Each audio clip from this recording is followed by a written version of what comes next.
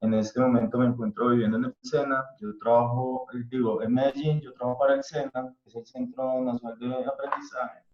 O sea, como para contextualizar, la profesora es la encargada de la formación técnica, principalmente en Colombia.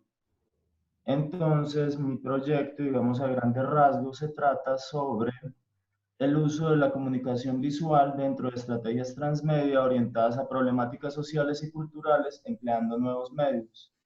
Desafortunadamente por tiempo no alcancé a ver la sesión anterior, pero sí leí los textos que creo que vamos a trabajar el día de hoy.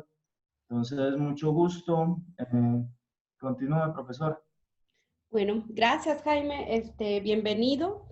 Buenos días a todas y a todos. Buenos Terminamos días. la clase del día anterior, del 9, con una serie de discusiones a partir de la presentación general. Y quedó un tema pendiente que una de las colegas ha mencionado y pedía que pudiésemos comenzar con la idea de la descolonización de la mirada, que es algo que ya no se pudo responder, pero que se prometió que se iba a comenzar. Pero entonces, el texto en sí, el texto de Rivera Cusicanqui en sí, nos permite adentrarnos en esa complejidad y en la complejidad teórica y en la complejidad conceptual de este concepto de la descolonización. Entonces, vamos a partir, yo había pedido explícitamente que por favor dedicáramos esta sesión a la reflexión de las ideas de Silvia Rivera Cusicanqui en sociología de la imagen, porque me parece una postura teórica que es necesaria de explicar y que puede resultar problemática según el lugar de enunciación. Yo desarrollé un PowerPoint introductorio para como presentar las grandes ideas de este texto. Entonces ahora voy a compartir pantalla. Ya, aquí está. Compartir pantalla. Ahora la ven, ¿verdad? Sí, sí, está bien. Bueno, en primera quisiera decir que Rivera Cusicanqui, pues es una socióloga e historiadora de origen aymara que vive en Bolivia, en La Paz. Ha escrito varios textos, uno de los más importantes y más canónicos en la sociología latinoamericana es el denominado Oprimidos pero no vencidos, que es un texto sobre las luchas de la tierra y las luchas agrarias que van de 1900 hasta el 2000, o sea, 100 años de historia sobre las luchas campesinas y las luchas indígenas en su pluralidad de maneras. Entonces el libro fue canónico, muy importante en términos metodológicos y también en términos de postura política, que pues fue adoptada por varios movimientos de luchas por la tierra, incluso retomado por varios movimientos de luchas por la tierra en el Cauca. Digamos como documento de formación, en ese sentido digo que ha sido retomado. Luego escribió también otro texto muy interesante que se llama Los artesanos libertarios, que yo lo tengo aquí, que es un texto que se llama pues Los artesanos libertarios y la ética del trabajo, donde ella va documentando las formas y las estructuras de organización de los sindicatos existentes en los años de 1920 y 1930 en la región de Bolivia.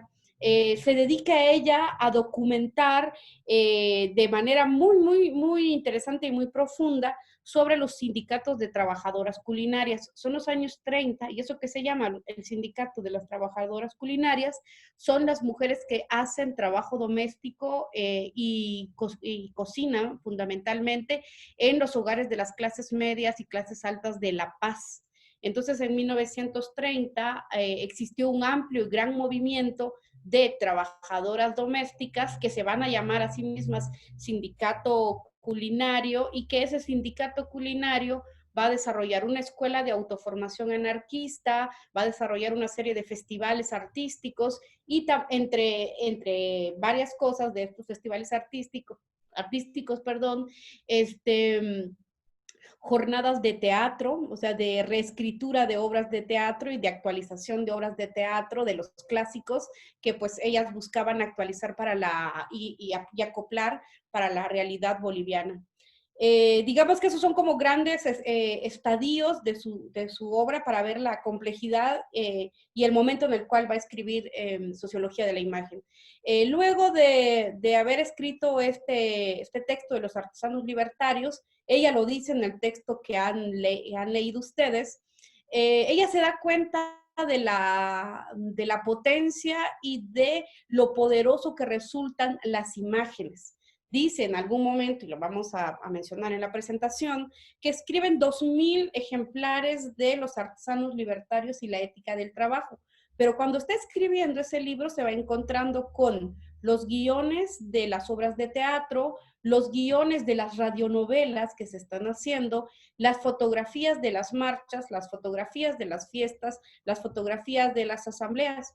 Entonces, que con todo ese material que ella está recolectando, para dar cuenta que hay una ética del trabajo y de la forma de la estructura de los sindicatos libertarios, se da cuenta que hay una serie de materiales escritos, radionovelados y testimoniales. Entonces organizan una exposición que van a colocar en el centro de la ciudad de La Paz. Narra ella que llegaron entre 6,000 y 7,000 personas que eran entre los sindicatos de albañiles, los sindicatos de carpinteros, sindicatos de ebanistas, sindicatos de trabajadoras libertarias culinarias y sindicato de floristas, que son por lo menos 5 tipos de sindicatos existentes en los años 30 y que son los hijos de esta generación de los sindicatos quienes van a asistir a estas muestras. Dice ella que se había planificado por lo menos la puesta de esta muestra de la recolección de los artesanos libertarios y de sus materiales, un mes, pero que se tuvo que prolongar más tiempo. Ella narra que los 2,000 ejemplares que crearon de este trabajo demoró 30 años en agotarse, pero que la primera sesión de la inauguración fue pues de 3,000 personas. Y ella dice, ahí me doy cuenta de la potencia que tiene el mundo iconográfico y el mundo de las imágenes, y de ahí decide trabajar el mundo de las imágenes y escribe Sociología de la Imagen. Escribe Sociología de Imagen en 2014, en 2012, 2013 está en su proyecto de redacción. Ella ha desarrollado una serie de talleres y de seminarios denominados Sociología de la Imagen. Este es un seminario que dio por más de 5 años en la Universidad en La Paz. Y posterior a ello, pues comenzó a transitar por varios museos como el Reina Sofía, donde escribió un texto que se llama, y expusieron con su colectivo, el colectivo Cheje, una muestra que se llamó El Principio Potosí. Esta muestra del Principio Potosí, que se puede rastrear en el Museo de Reina Sofía y que después fue al MACBA de Barcelona y bueno, y transitó por varios museos canónicos en Europa y también se puso en La Paz, se llamó Principio Potosí y ella se refiere al escrito de Guamampoma de Ayala, que también está referido en el texto que vamos a discutir. Presenta la narración aymara, quechua aymara, de lo que se interpretó y de lo que se pudo narrar y retener en la historia oral sobre la confrontación entre los colonizadores y el gran incanato. La estructura incaica muy presente y muy documentada por los historiadores andinos. Entonces ella transita por ese mundo de los museos y de las exposiciones y su crítica a los museos, como el Reina Sofía, fundamentalmente porque es el que documentó y el que pues, hemos tenido acceso, era la gestión del público. Decía ella que, bueno, se encontraba con otro tipo de visitantes y otro tipo de observadores de la muestra de Principio Potosí, diferente a aquella muestra inaugurada en los años 90, cuando va a presentar los materiales de los artesanos libertarios y cómo estos gremios libertarios pues gestionaron y se apropiaron de ese tipo de exposición y que incluso la corregían. ¿Sí? Principio Potosí se trató, como decía en un principio, de la narración de Huamampoma de Ayala y el enfrentamiento entre el incanato y las estructuras coloniales, los ejércitos coloniales que están llegando, y el proceso minero. Para quienes conozcan algo de la historia boliviana o de la historia latinoamericana, los dos pisos fundamentales de la extracción de riqueza colonial minera tuvieron dos lugares, el Potosí en Bolivia y San Luis Potosí también aquí en México, en el centro de México. El centro bajo, le dicen el Bajío, se llama aquí esa región. Entonces ella se dedica a documentar en las memorias y en los reportes que hay de los colonizadores de la colonia en la extracción de mineral de plata del Potosí. Entonces se está documentando una serie de cálculos, de problemas, de vicisitudes que existen con respecto a la extracción minera, al trabajo, la MITA, que es un sistema obligatorio de trabajo en las minas, que van narrando una serie de trayectorias que no únicamente son trabajadores, aunque sí lo son, pero las redes de comercio, las redes de parentesco que se van armando a partir de esta gente que está trabajando en las minas. Y eso busca actualizarlo con los procesos de extracción mineral a cielo abierto que hoy día están existiendo en varios lugares, pues en Perú, en Colombia, en todo el continente, ¿no? Que es como el patrón de acumulación de riqueza en este momento.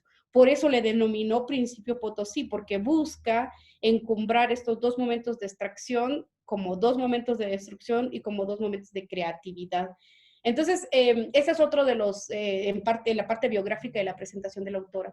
Y el último texto que escribió hace 2 años, entonces en 2018, es un libro que se llama Un mundo cheje es posible. Este libro que ustedes han leído se llama Miradas cheje de la descolonización de la historia, como subtítulo de Sociología de la Imagen.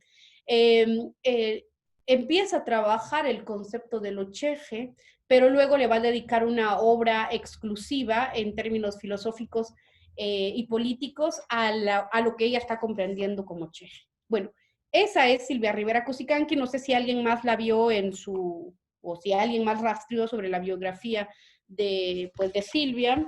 Creo que aquí, aquí no está listado de sus obras, pero ha escrito más de 30 o de 35 libros que son pues bastante fundamentales para quienes estén pensando historia latinoamericana, digamos, es un referente de la historia política y de método de historia en América Latina. Y bueno, yo escogí este texto porque fundamentalmente ella se dedica a pensar el mundo de la imagen, que me parece que pues es interés de varios de ustedes. Yo creo que en principio este libro nos introduce de manera central en la historia oral. Conocemos la historia como textos, documentos, archivos, y siempre en términos, en registros escritos, digamos, en libros o en documentos.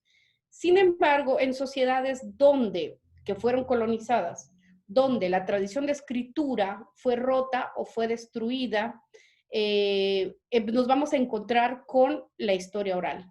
Esas sociedades donde la historia ha sido rota, ha sido destruida, o donde la tradición de hablar y la tradición de la conversación es potente y que puede pasar de generación en generación, es que ella está nombrando, es lo que está nombrando como historia oral. Hay un texto que escribió para la Flaxo donde hay una definición metodológica y sucinta sobre la historia oral y cuál es la diferenciación que ella encuentra sobre historia escrita e historia oral. Pero como esta no es el objetivo del curso, pues únicamente lo voy a presentar así como introductorio. Pero dice ella que el objetivo de la historia oral o el efecto que tiene es que rompe el mito de que las comunidades indígenas viven en aislamiento, pobreza y enclaustrados en un pasado de inmovilidad y de penumbra cognitiva, que digamos que es un sentido que se comparte con gobernantes, con algunos funcionarios públicos y también con algunos académicos. La idea de que habría que producir un proceso de ilustración a las comunidades indígenas. ¿Por qué no hay un conocimiento de la historia oral? Eso es lo que nos permite la historia oral, romper ese mito, y lo presenta como un mito de que las sociedades indígenas están en aislamiento, pobreza, en inmovilidad y penumbra cognitiva. Yo creo que esto fue trabajado con las imágenes de la clase pasada, pues hemos presentado los lugares de producción de conocimiento, pero también de realización y del diseño de las comunidades indígenas. Y presentamos varios ejemplos como la fiesta, la construcción o los textiles. Bueno, entonces, ella dice pues que el objetivo y la presencia de la historia oral nos permite romper ese mito y que pone en cuestión las ideas de desarrollo y las ideas de erradicación de la pobreza. Sería, dice ella en el texto, en su profundidad, que estas ideas de desarrollo y esta idea de erradicación de la pobreza sería más bien discursos engañosos, estructuras discursivas engañosas que en realidad buscan homologar a las sociedades indígenas con un proyecto civilizatorio de propiedad privada o de propiedad individual. Aquí es importante notar las figuras políticas que ella está introduciendo, marcas y ayus, que son figuras territoriales y figuras organizativas, estructuras organizativas y estructuras territoriales. En la región de Colombia yo me he encontrado con la figura de resguardo, que es una manera jurídica, política y económica de conservación de la tierra. Marcas es una región territorial, es una medida territorial, y ayus es una estructura política de gobierno. Así como hay departamentos o municipios o comunas en Colombia, cada comuna tiene una estructura de organización o de dirigencia. Eso es lo que nos está manifestando ella aquí. Solo que no me permite, bueno, voy a quitar aquí, sí, porque no se ve completo. Que estas marcas y ayus participaron, dice ella, en un amplio movimiento de redes de comerciantes que atravesaron países, y documenta muy bien cómo estas redes de comerciantes, de economías prósperas, de agricultura próspera, cruzaban del Virreinato de la Plata, que es el que estaba asentado en Argentina, del Virreinato de la Plata al Virreinato del Alto Perú, llevando y trayendo documentos pues para la defensa de sus comunidades. Aquí están.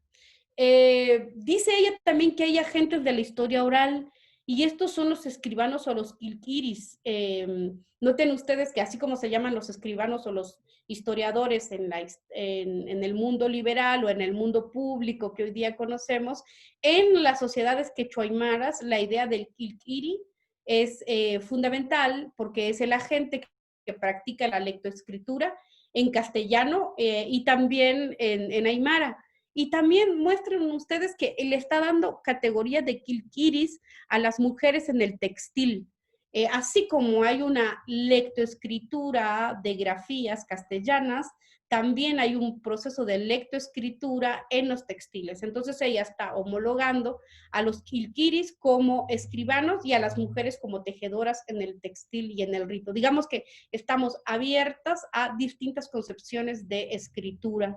Y bueno, en nuestro mundo también hay este mundo de la imagen o del diseño o del video que pues varios de ustedes vienen trabajando, o de las figuras y de los ritos alimenticios. En esta historia oral, dice ella, es preciso reproducir el sarnacawi. El sarnacawi lo está presentando ella como el trajín, es decir, presentar los procesos los momentos y las tensiones para quienes estudian el textil, saben que hay la trama y el urdimbre. La trama y el urdimbre es lo que se llamaría la sarnacawi, es decir, los momentos de entrelazamiento, los momentos del afianzamiento y el momento de la realización es lo que ella empuja a pensar. Si vamos a pensar las imágenes, dice ella, habría que pensar el Sarnakawi, es decir, como un proceso, como un todo. Y eso ella dice que distingue o que da un paso entre la historia oral y la sociología de la imagen. Si vamos a entender la historia oral como las redes de relatos, las estructuras de memoria que retienen en el mundo de lo cognitivo comunitario, escenas del pasado actualizados en el presente, y que ese momento donde confluyen las escenas del pasado actualizados en el presente serían en las imágenes. Por eso dice ella, pensar el Sarnakawi permite tener dos procesos, el paso de trabajar la historia oral y posteriormente adentrarnos en la idea de la sociología de la imagen. Y aquí más adelante, ella, bueno, aquí esto ya lo habíamos presentado, yo quiero irnos para acá. Distinguir entre sociología de la imagen y antropología visual, que es la manera canónica de cómo se comenzó a querer trabajar la imagen pues en los currículos universitarios. Y ella aquí va a apelar a distintos pensadores teóricos, que eso yo creo que es importante considerarlo. Silvia Rivera Cusicanqui trabaja con autores eurocéntricos, digamos, con autores centroeuropeos, tomando en cuenta y siempre determinando que los autores eurocentrados piensan la sociedad europea. Y entonces establecer un diálogo con aquellos que pensaron la sociedad europea resulta fértil. Eso no significa el trasplante de los pensadores centroeuropeos a realidades latinoamericanas y particularmente a realidades como países de Bolivia o Perú. Aquí hay una apelación a la idea de imaginación sociológica tomada por Mills, que es un pensador inglés. Dice ella, bueno, realizábamos diversos ejercicios de terreno, y se comenzaba a pensar y expresar lo vivido a partir del conocimiento de algún ámbito conocido y familiar que pudiera ser problematizado. Es decir, en términos de investigación sociológica, la imaginación juega una poderosa función. Digamos, se están haciendo entrevistas o se están reconstruyendo épocas históricas que ya no se posee datos. Y entonces cuando ya no se posee datos, se abre a la historia oral y es lo que ella está diciendo, y realización de ejercicios para pensar y expresar lo vivido, para imaginar cómo hubiese ocurrido o cómo hubiese traspasado esa lógica. Entonces, utiliza Mills, utiliza también el punto cero de la imagen de Roland Barthes, que tal vez algunos de ustedes han leído. Utiliza también varios textos y varias ideas traídas del pensamiento marxista. Porque incluso hay un apartado del texto que se llama Valor de Uso, haciéndole pues un homenaje al pensamiento de Marx. Hay una profesora inglesa que vive ya hace varios años en Bolivia que se llama Alison Spiden, y ella lo pone ahí en comunicación personal, es decir, en una entrevista que ella le hace, retoma la idea de Spiden diciendo que la antropología es una sociología aplicada a una sociedad o a un grupo ajeno, mientras que la sociología es una antropología aplicada a la propia sociedad. No sé si logramos ver el corte que hay y que yo creo que nos enfrenta en términos metodológicos y problemáticos a aquellos que investigamos una sociedad a la cual no pertenecemos. Y la manera más inmediata de conocer, de poner un ejemplo de esto, es aquellos antropólogos que no son indígenas investigan sociedades indígenas, o antropólogos que quieran investigar sobre el mundo afrodescendiente. Digamos que son los ejemplos más inmediatos que vienen a mí para pensar esta diferenciación. Vamos de nuevo. Dice Alison Spiden que la antropología es una sociología aplicada a una sociedad o un grupo ajeno, y mientras que la sociología es una antropología aplicada a la propia sociedad. Y ella retoma esas ideas de Spiden y las desarrolla en términos teóricos. Entonces, una vez leída la Spiden, ella dice, la sociología de la imagen sería muy distinta a la antropología visual, en tanto que esta se aplica en una mirada exterior a los otros, y aquella en la que él o la observador, se mira a sí mismo en torno al entorno social de donde habitualmente se desenvuelve. Es decir, bueno, vamos con la siguiente. La antropología visual necesita que nos familiaricemos con la cultura, con la lengua y con el territorio de sociedades otras, diferentes a la sociedad eurocéntrica y urbana de la que suelen prevenir los investigadores o las investigadoras. Si alguien quiere estudiar el pueblo Nasa, tendría que familiarizarse con la cultura, con la lengua y con el territorio de esas sociedades de las cuales pues no nacieron y no las comprenden.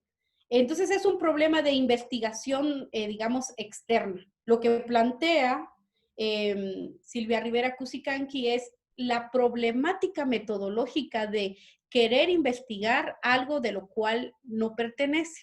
Y pues yo presento este texto porque justamente el curso y la conferencia se va a dedicar a pensar el diseño o la imagen en una sociedad indígena, de las cuales me parece que muchos de los diseñadores pues no provienen. Silvia Rivera Cusicanqui es una mujer indígena que está pensando su sociedad y se da cuenta y está en desacuerdo de cómo se presentan las imágenes en los museos o en las galerías, sacadas de su contexto y pensadas únicamente en un momento concreto sin haberlo especificado. Ella dice que eso no es un problema, el problema es no especificar el contexto de dónde se extrae y lo parcial que puede ser la explicación en una muestra o en una exposición.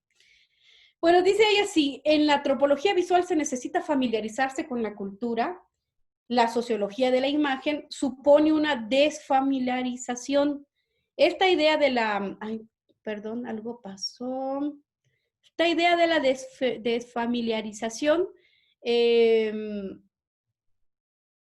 se supone o se necesita porque se tiene que tomar distancia con lo ya archiconocido y con la inmediatez de la rutina y del hábito. Es decir, si alguien de ustedes trabajaría sobre textiles, claramente una persona que no pertenece a la sociedad NASA, porque se me ocurre la sociedad NASA para dialogar con ustedes que son de Colombia, podría ir a investigar sobre los textiles y sobre los tejidos y sobre el contenido de cada uno de los diseños que hay en estas hermosísimas bolsas que tejen los NASAs. Pero para eso habría que conocer la cultura, la lengua y el territorio. Distinto es trabajarlo con una persona, o que sea una persona tejedora la que escribiera un texto o la que presentara una interpretación de ese textil.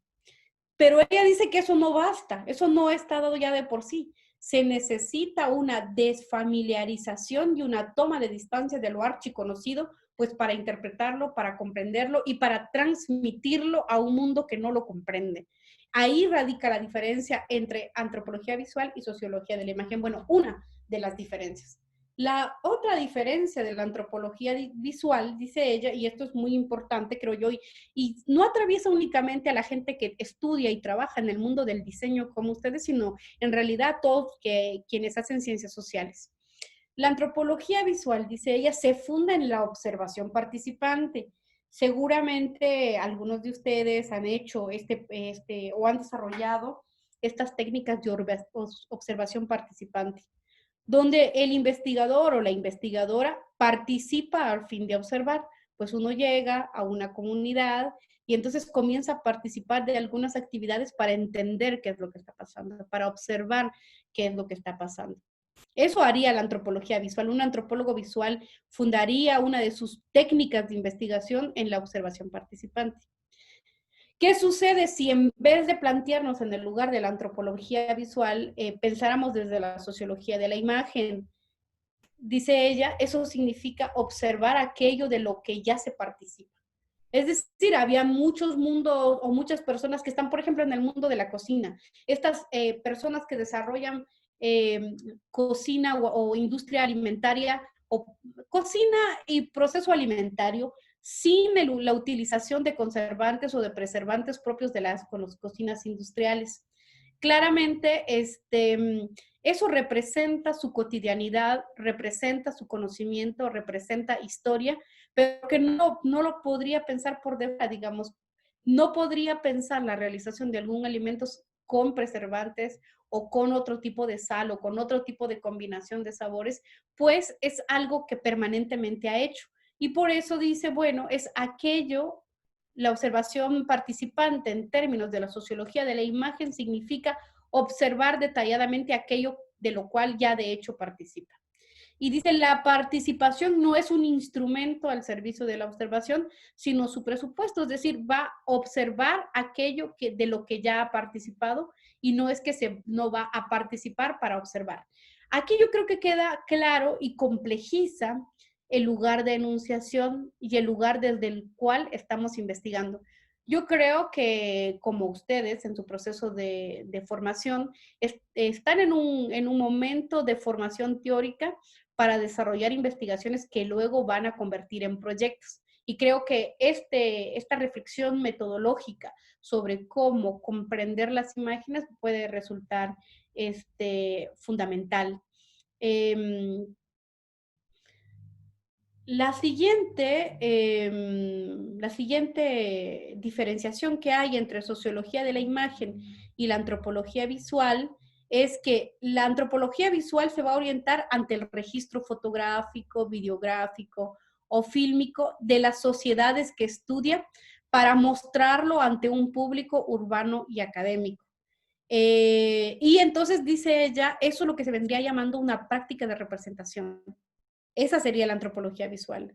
En términos críticos, una sociología de la imagen ha de considerar todas las prácticas de representación como su foco de atención y se dirige a una totalidad del mundo visual, desde la publicidad hasta la fotografía. Aquí me faltó colocar, por ejemplo, las radionovelas, los guiones, y las memorias escritas sobre tales eventos. Bueno, creo que esto problematiza de manera profunda eso que se llama la descolonización de la mirada. Digamos, la descolonización de la mirada no es únicamente un gesto o una voluntad, sino que ha de pasar por un proceso metodológico que cuestiona profundamente el lugar que ocupamos en la sociedad y el lugar que ocupamos como investigadores o investigadoras. Creo que también ayudaría a subsanar, no resolvería, pero podría subsanar todas estas discusiones y estos problemas que han existido sobre apropiación intelectual o plagio intelectual, que hoy día está muy en boga, digamos, muchos ejemplos de plagio intelectual o de plagio de imágenes que existe con respecto a los diseños indígenas, las molas, que luego son estetizadas para determinado gusto más urbano o de determinado gusto más eurocentrado. Bueno, aquí se abre una discusión potente con respecto al lugar de enunciación, el lugar que ocupamos en el mundo como investigadores y el tipo de trabajo que estamos desarrollando. Por eso el término descolonización no es solo un concepto, no es únicamente, digamos, una categoría, sino pone en cuestión nuestro propio mundo de la vida. Si ustedes han podido notar, esta reflexión de sociología de la imagen la hace Silvia Rivera Cusicanqui hablando con sus estudiantes indígenas. Bueno, es una discusión muy amplia para dar la cantidad de investigadores e investigadoras indígenas al interior de las universidades y al interior de la sociología, fundamentalmente al interior de la disciplina de la sociología y de la antropología. Está ella escribiendo este texto para sus estudiantes de su seminario en la Universidad de Bolivia, en La Paz, pero también en la Universidad del Alto, que para quienes hayan ido a Bolivia pueden imaginarse el Alto como uno de los lugares periféricos formados a final de los años 70 y que recién hace 20 años pues ha fundado su universidad. Entonces está escribiendo y hablando para estudiantes bolivianos de ese tipo de regiones y de ese tipo de historias. Por eso está trabajando su distinción entre sociología de la imagen y antropología visual, que a mí me parece pues bastante pertinente de discutir. Luego, eso me gustaría más bien discutirlo con ustedes, vienen los capítulos en los cuales ella presenta imágenes pictográficas de un pintor que se llama Melchor María Mercado, que está pintando y haciendo varias representaciones del mundo en los años de principios de 1900, finales de 1800, donde pues podríamos más bien discutir con ustedes. Yo no quise sugerir una interpretación visual en este momento de esas imágenes, pero ella trabaja la biografía, las tensiones, la disputa que el autor está presentando, el pintor María Mercado, entre varios de ellos, entre varios más, con respecto a la representación del mundo andino en los años de finales de 1800 y principios de 1900. Bueno, yo dejaría ahí como introducción problemática de la discusión del mundo de la imagen. Bueno, no sé cómo les gustaría intervenir o hacer otro tipo de precisiones o alguna profundización sobre el texto de Rivera Cusicanqui, que como digo, estamos trabajando de manera introductoria.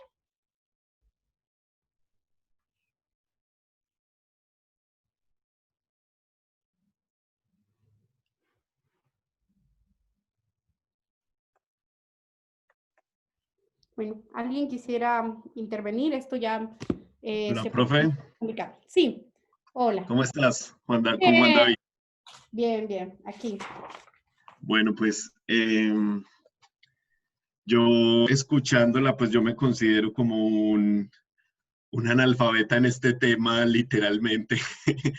Y lo digo es porque hasta en la maestría me he visto muy confrontado, eh, sobre todo porque cada que me hacen la pregunta de tu investigación, ¿cómo aporta puntualmente al contexto, ¿cierto?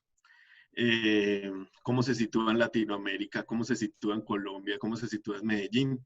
Creo que es una pregunta que me ha costado un poquito porque finalmente la educación que he recibido, sobre todo en los pregrados, ha sido una cosa muy occidental en el sentido moderno más estricto, ¿cierto? Entonces, todos los autores, por ejemplo, que tocamos en la facultad o en los pregrados que tuve, eran autores europeos y estadounidenses netamente, ¿cierto? Entonces, cuando veo como estas diferencias que usted expone sobre la sociología de la imagen y la antropología de la imagen, eh, me parece una cosa muy bacana, pues, parece una cosa muy acertada, ¿cierto? Llegar como a esas diferencias en desde qué mirada está parado el investigador y finalmente qué comprende sobre los objetos de estudio, ¿cierto? Finalmente de su investigación, que me parece importantísimo resaltar la idea de que es, a pesar de que uno haga observación participante, ¿cierto? En un contexto tan complejo como puede llegar a ser una comunidad indígena o una comunidad distinta a la que uno pertenece, nunca va a lograr, o sea, nunca va a ser la misma visión que alguien que haga investigación dentro de la misma comunidad. Entonces creo que eso como que esa claridad que usted nos hace me parece muy valiosa, porque finalmente nos empieza como a mostrar de verdad dónde están ubicados nuestros proyectos, ¿cierto? Eh, es una crítica que me han hecho mucho los profesores, ¿cierto? Cada que expongo mi trabajo, eh, la profesora Beatriz, que ha sido una profesora que hemos tenido de investigación recurrente, siempre me lo ha dicho: Juan, es que eres moderno fiel. O sea, estás en una estructura que no te deja salir de allí y creo que eso ha sido duro, ¿cierto? Y con mi director, pues con mi directora de trabajo de grado, ha sido también una lucha porque de cierto modo Claudia sí es un poquito más flexible y logra como abarcar otras cosas. Entonces creo que cuando empezar como a mirar estas diferencias profundas que nos muestra usted, creo que le permiten a uno poder pensar de otras maneras y pensar también uno por qué está finalmente estructurado de esa manera tan moderna y hacerse como una crítica propia como investigador de qué pensar de esto, ¿cierto? Entonces creo que eso es como lo que me deja la introducción por ahora. Ujú. Creo que, fíjate que tú trabajas vestuario, ¿verdad? Sí. Trabajas en el mundo del vestuario. Pero había que notar la utilización que tienen, por ejemplo, del Sarnawiki, de los Ayus, de la IDHG, del Chamantahuaña. Eh, el empuje de Silvia Rivera Cusicanqui es también para escribir para un mundo no letrado, para un mundo que no encuentra la ilustración únicamente en las letras. Por eso, digamos, la utilización del término bacano, que usted se lo reprimió, Sí, la sí. utilización del término bacano es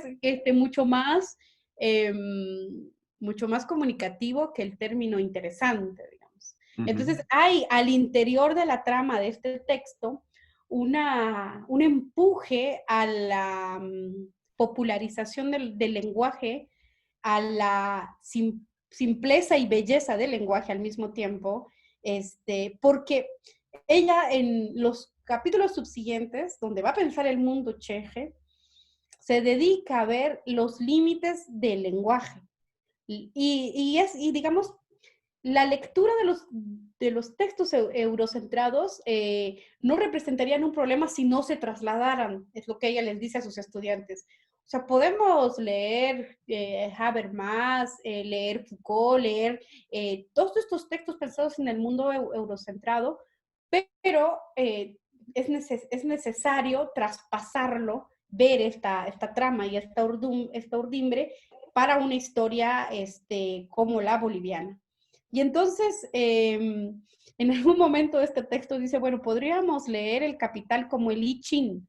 ¿Conocen este proceso del I Ching, verdad? La No. lectura como del oráculo chino, donde uno va diciendo números y van tirando monedas, porque dice, bueno, el mundo es más juguetón, el mundo es mucho más caprichoso que estos formatos de investigación y del pensamiento eurocentrado, que no lo descalifica, sino más bien, como dicen los pensadores hindúes, se inaugura una nueva relación de diálogo con ese mundo de pensamiento europeo o americano estadounidense.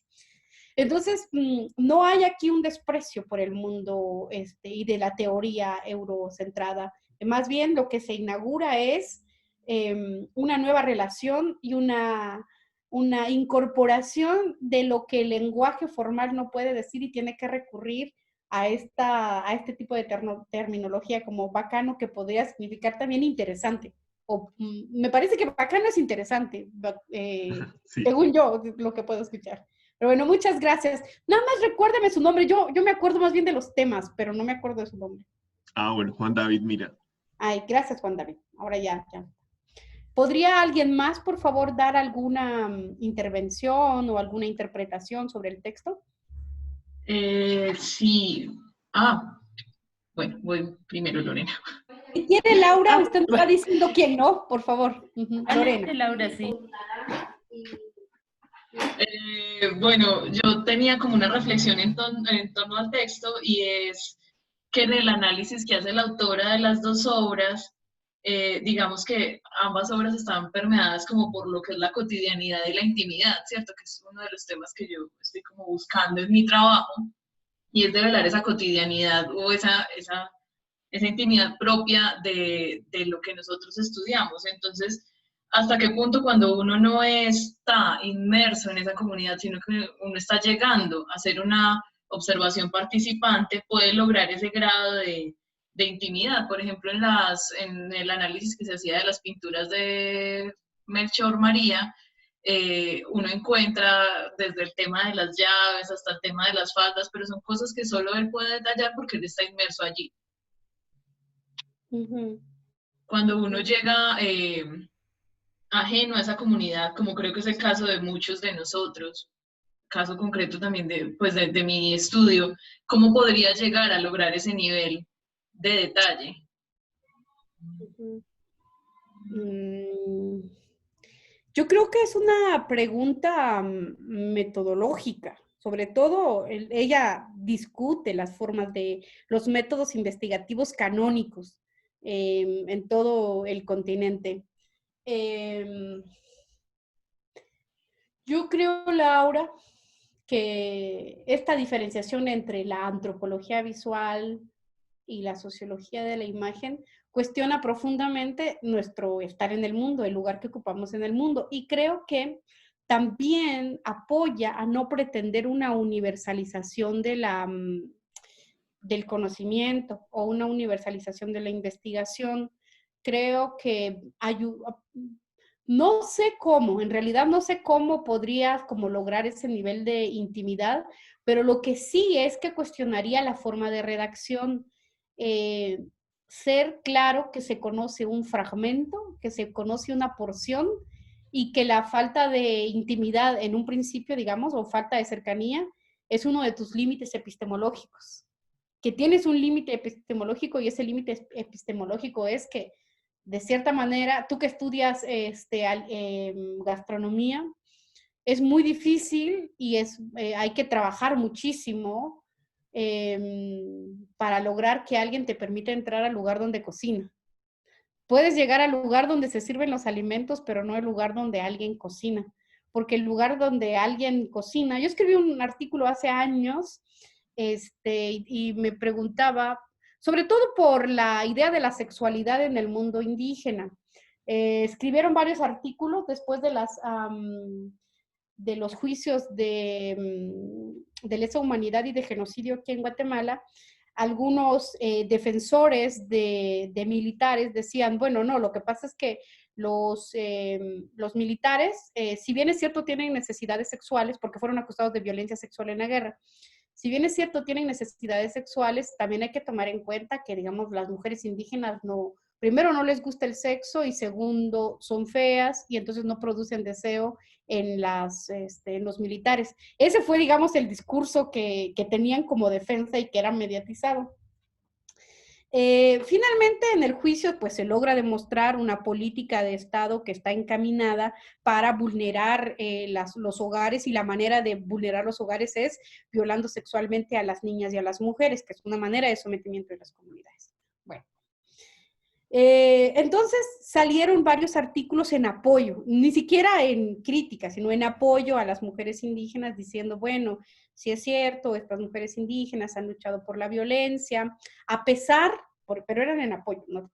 A pesar de que nunca tuvieron posibilidad de escoger al marido, las casaron por la fuerza, las vendieron, o sus primeras relaciones no sintieron placer. A pesar de eso, ellas están luchando. Entonces era más bien en apoyo. Y entonces tanto el lugar conservador como el lugar progresista coincidían en eso, algunos defendiendo, otros acusando. Y entonces yo estaba escribiendo un artículo reportando el proceso judicial y le puse énfasis a esa parte y decía, bueno, claramente estos investigadores han llegado a las comunidades indígenas a hacer talleres de sexualidad, pero la sexualidad es algo que sigue representando un lugar privado, íntimo, que únicamente se puede hablar en determinados lugares, que nunca van a hablar de eso en los talleres de género o en los talleres de sexualidad, porque lo que quieren es aprender el lenguaje de los derechos y no el lenguaje de la sexualidad.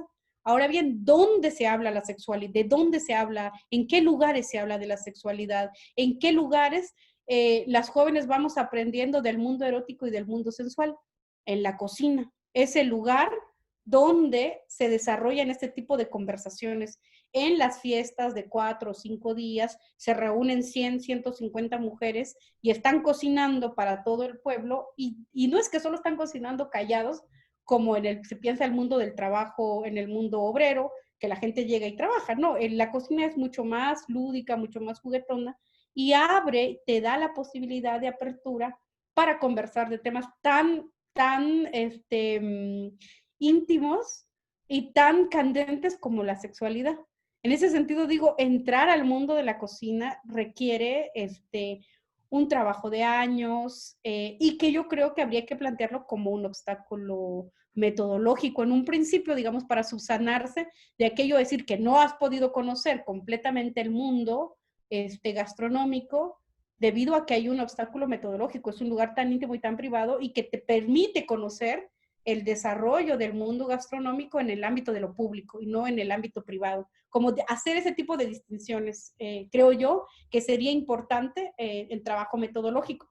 Creo también que Silvia empuja a los estudiantes y a los investigadores a que cada quien desarrolle su propia metodología, como a no seguir los pasos canónicos de la observación participante y hacerle variaciones. Entonces, en eso yo creo que es muy interesante cómo empuja a sus estudiantes a ser creativos y a tener confianza en sus propios métodos y también a encontrar sus propios límites. Hay una parte, mira, aquí que no lo mencioné, pero ahora de lo que tú preguntas,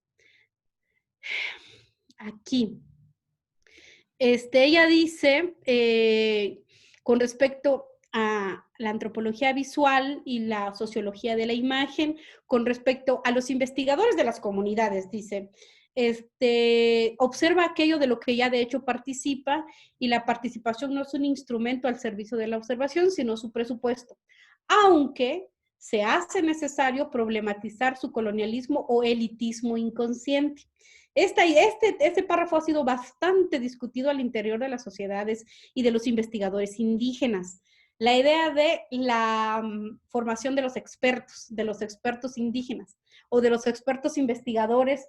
Por ejemplo, en el caso que está el colega que está trabajando sobre centros psiquiátricos, si no estoy mal, o centros psicológicos, han habido muchas experiencias en universidades en Argentina y aquí en México de cómo personas que han sido internos en estos centros de rehabilitación, que generalmente eran académicos o intelectuales, algunos, se internan en esos centros y luego después escriben tratados sobre o hacen sus tesis, lo cual es un objeto y un trabajo muy loable, sobre el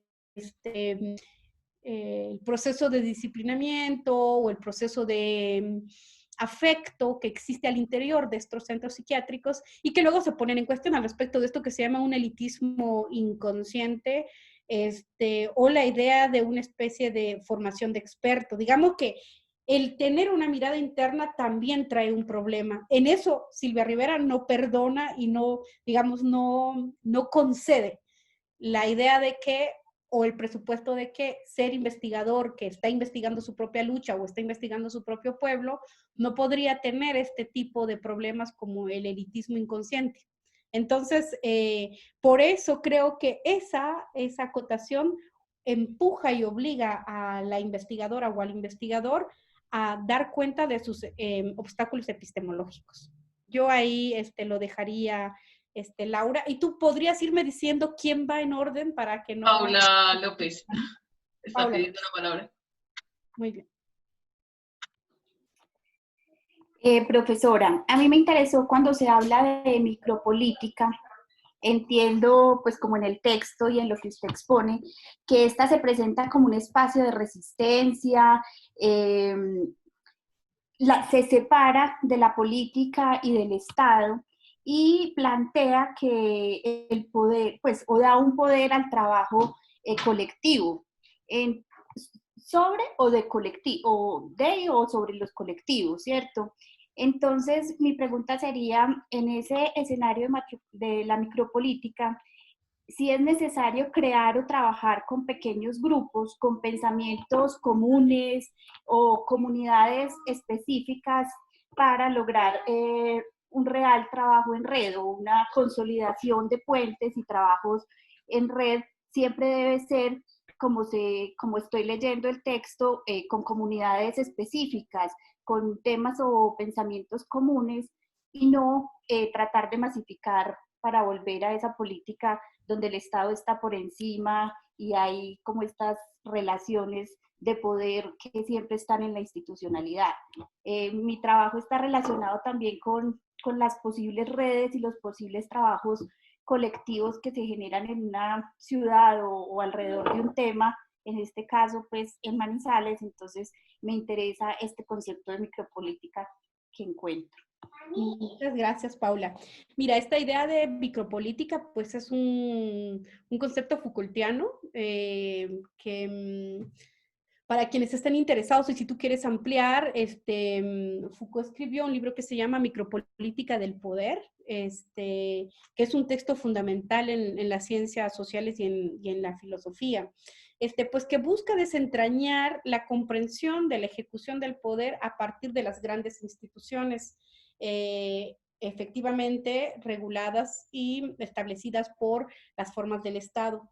Y entonces se dedica a pensar las distintas redes que logran interpelar y que buscan escapar o que no buscan ser contenidas plenamente por las estructuras estatales. Ahí Foucault desarrolla un concepto muy interesante, una cita muy interesante que dice: crítica es el arte de no dejarse gobernar de esa manera.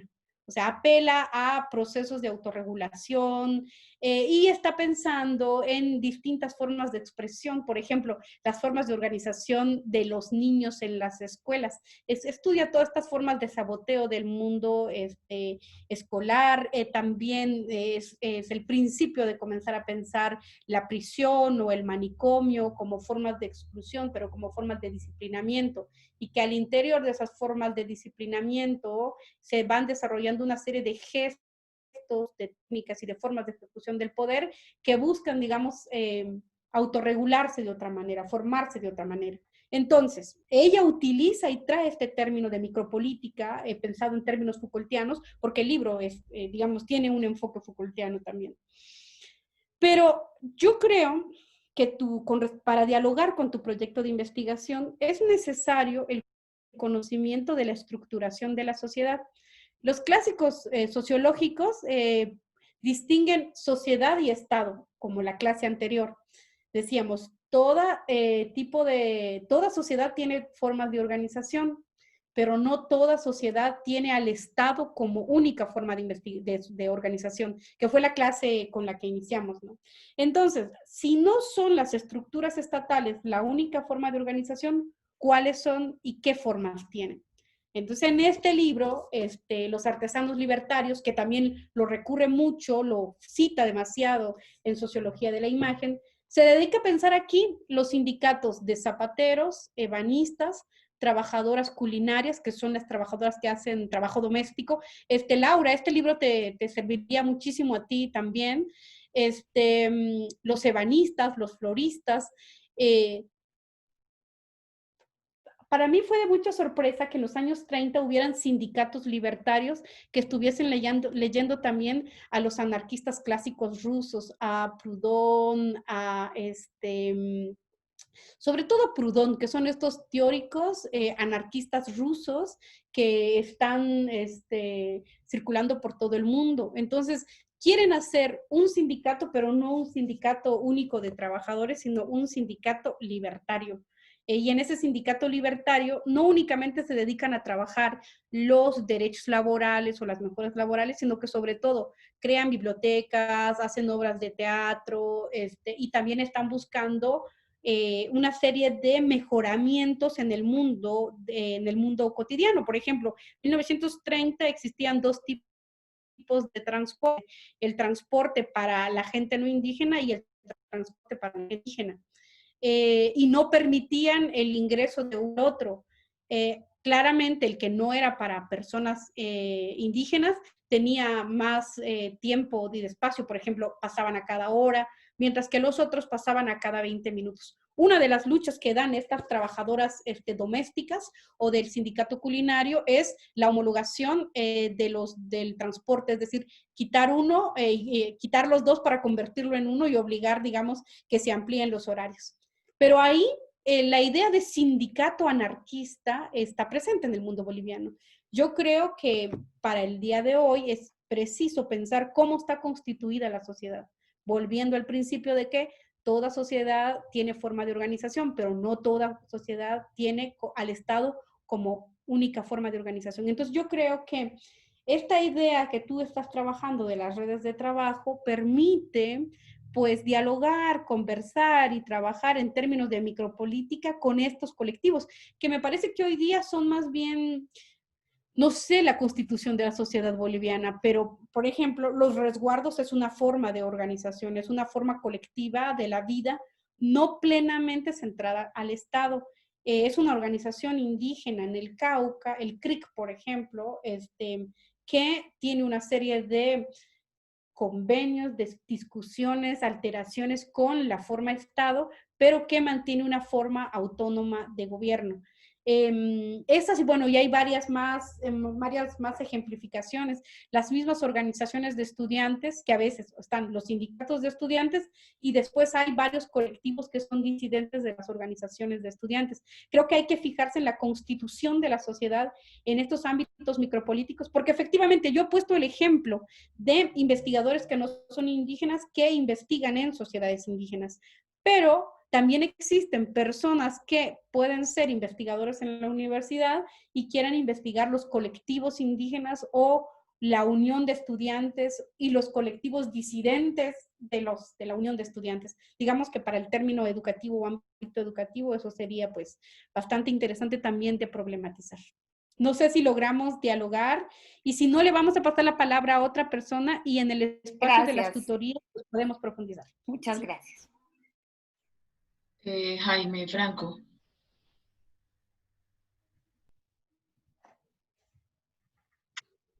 Hola, qué pena, es que me enredo un poco con esta plataforma.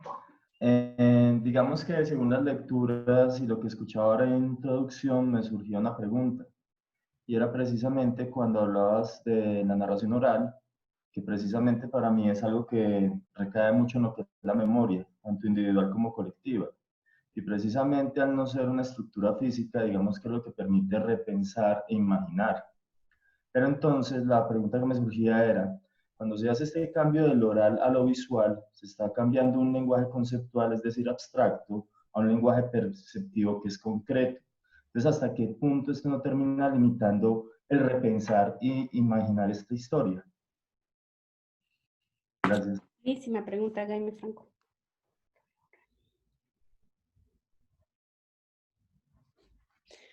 En un principio, ella apela por romper el mito de sociedades no cognitivas.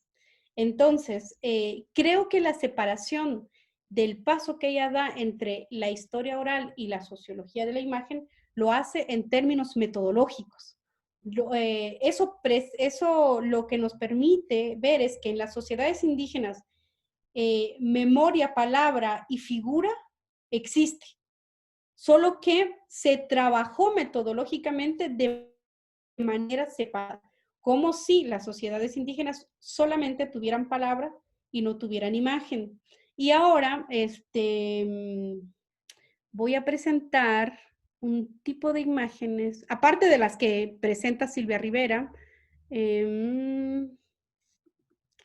aquí voy a presentar unas imágenes. ¿Ven mi pantalla? No. ¿Pueden ver mi pantalla? No lo estamos viendo.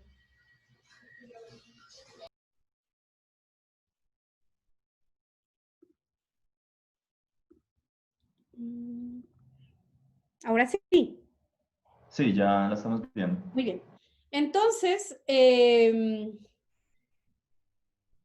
de nuevo, y gracias a Jaime por su pregunta, este paso de la historia oral al mundo visual es únicamente metodológico. En el mundo indígena, en el mundo comunal, memoria, palabra e imagen, pues viene acompañada. Esta es una imagen que se encontró en el Códice Telleriano de Remensis. En el mundo mesoamericano existen algo que se llamaron los códices, que eran los documentos escritos, las grafías escritas, que estaban, por ejemplo, en la biblioteca de Yucatán, que fue quemada por Fray Francisco de Jiménez. Entonces había una rica y amplia representación del mundo iconográfico. Esos códices, algunos fueron quemados y algunos fueron secuestrados, digamos, robados, traficados, y que hoy día están en varias bibliotecas y museos, fundamentalmente en Europa y en Estados Unidos. Entonces, este códice telleriano, que lo descubrieron en 1964 y se lo llevaron al Museo de las Américas en Madrid, muestra esta figura de la Chautlicue, que es la mujer creadora del mundo, es la imagen creadora del mundo, y que tiene faldas preciosas que crean el mundo. Si ustedes pueden ver, ahí está, pues es una imagen femenina. Bueno, primero, este códice es prehispánico, se calcula que tiene 300 años de antigüedad previo a la llegada de la colonia, es decir, de 1200. Entonces está la figura femenina, y existe una rica y amplia cantidad de relatos y de mitos y de cuentos en la historia oral que hablan de la Chaltlicuitle. Que si ustedes pueden ver su falda, lo que nosotros llamamos corte, ahí le dicen falda, pero se llama corte, ese tipo de prenda, dice es la falda preciosa que crea el mundo. Es la madre que está dando vida y está creando al mundo. Y ahí vienen, miren, las figuras de los pequeños humanos, pero no únicamente de los pequeños humanos, sino también de la fabricación de objetos de valor o de objetos preciosos. Entonces, introduzco esta imagen porque en la sociedad indígena, memoria, palabra e imagen están presentes, solo que se habían estudiado metodológicamente en términos de la antropología visual únicamente como imagen, más no como palabra, o en sociología solo imagen con no palabra. Entonces, en términos metodológicos es que ella presenta esta distinción. No es que no haya existido imágenes previas, y si no, bueno, puedo presentar otra, pero no sé cómo. A ver.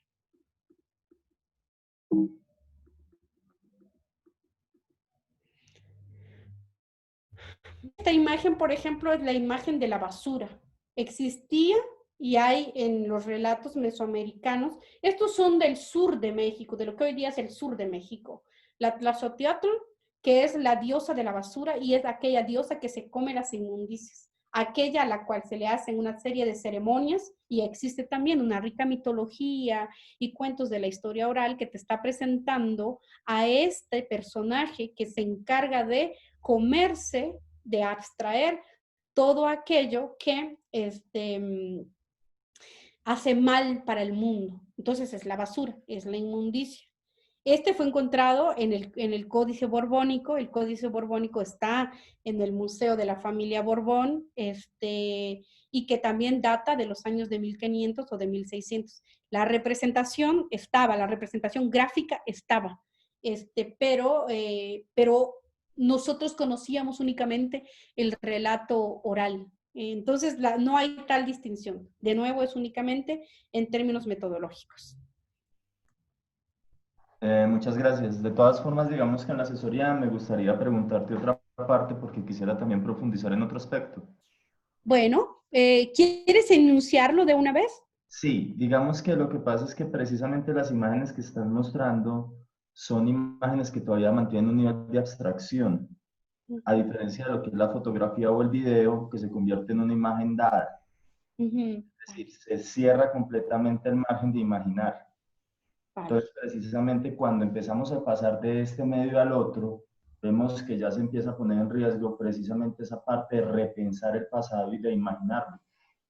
Vale, buenísimo. Bueno, vamos a discutirlo en la asesoría, en la tutoría, para abrir otro campo de discusión. Y si no hay otra pregunta, yo creo que sí hay varias preguntas. La podemos retomar al final. Y si no, es un asunto apuntado en esta reflexión, que más bien creo yo que tú es el que tendría más elementos para discutir, pero yo podría jugar con varias imágenes para ver esas diferenciaciones. Gracias, Jaime. Gracias. Lorena. Sí. Profe, bueno, mi pregunta tiene que ver más con hasta qué punto tiene apertura esa acción colectiva para dar visibilidad a esos mundos silenciados, como lo nombra María Cusicanqui. Esto, digamos, en relación a la exposición de la que nos hablabas. Entonces, esto lo relaciono también con mi proyecto. Yo estoy abordando un museo que es un museo situado, que es un museo arqueológico que guarda pues el patrimonio de los muiscas, pero es un museo situado porque es justo allí donde estaba el Templo del Sol y se construye sobre ese mismo territorio y pues porque hay una quema de los españoles y todo un asunto ya histórico. Pero digamos en relación con este museo que fue allí donde se desarrolla parte del patrimonio que él mismo salvaguarda, alrededor hay unas comunidades vulnerables socioeconómicamente. Lo que yo quiero empezar a ver es cómo se le da esa apertura de ese museo que guarda el patrimonio de ese mismo territorio a las comunidades que están viviendo allí. Pero lo relaciono un poco con lo que hablas de las exposiciones, es porque digamos, y de pronto tiene que, si se relaciona un poco también con lo comunal que hablabas la vez pasada, porque el asunto es que las comunidades que están cercanas y que están viviendo en ese territorio donde estaban los muiscas, son migrantes, no son personas que llevan, digamos, su tradición familiar en ese lugar, sino que han llegado también porque esto se vuelve como un territorio del miedo. Este lugar que está cercano y los grupos que están cercanos al museo y donde está ubicado es como el sitio rezagado de la ciudad. Entonces, ¿hasta qué punto puede empezar a hacer esos diálogos entre diferentes mundos para crear ese mundo un poco más común, como lo veíamos con las cinco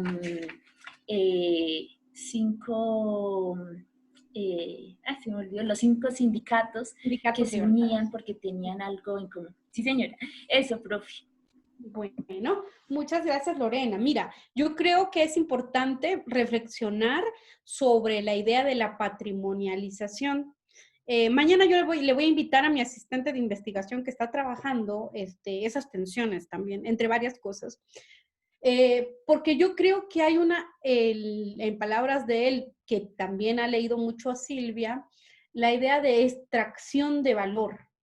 Es decir, esto que tú dices, patrimonio muisca o el resguardo del patrimonio muisca, ya en sí, la idea de patrimonio va a significar una extracción de valor.